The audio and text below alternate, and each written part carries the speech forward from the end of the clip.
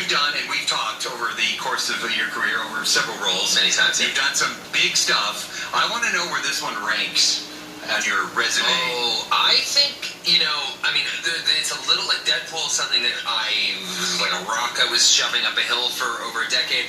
But in terms of like cultural impact, this is right up there. I mean, there's a reason Pokemon's been a phenomenon, like a worldwide phenomenon for so long. Yeah, can you believe that? Did you ever play the game?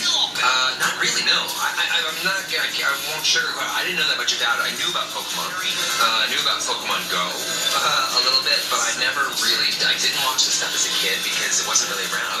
I think it was like 95 or 96 it was created, and I was already, living in bars at that point. You and I are in the same boat because I'm a casual fan, but that's what I love about this movie is I loved it. I learned a lot about it. Yeah. And I was like, wow, I might have to explore this a little more. I mean, when people were running around with their phones and doing the games and things like that, I didn't do it, but I followed people that were doing it. Yeah. So, it was interesting. I mean, anything that sort of takes the culture by storm like that, I'm always interested in, but this is one that I didn't take part in, so I had to learn. What a steep learning curve that was. I just was inundated by the Pokemon people with just like information and videos and everything. So, did your daughter really have influence on you taking this role? A little bit, because when they sent me the test of it, they had a fully rendered CGI Pikachu, and they paired my voice to it. So I played it for my daughter, and she just flipped out. And that's just so I think they knew I would play it for my daughter or something, so she just flipped out.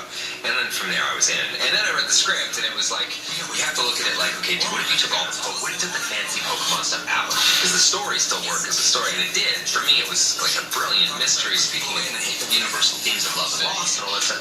So I was in. I was just in. You've done voice stuff before, obviously, over the years. But what made this different? Because you also had to do some motion capture for it, if I'm not mistaken.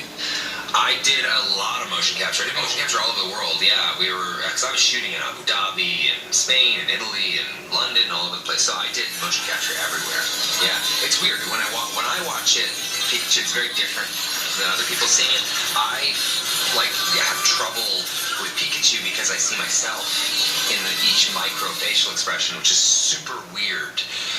So it's taken some getting used to for me. If you could have a Pokemon power, Ryan, what would it be? If I could have a Pokemon power, what would it be? I'd go with Snorlax. I would love to be able to sleep.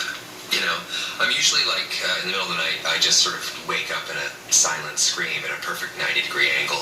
So that'd be nice. Just like a perfect 9-hour sleep. That sounds great.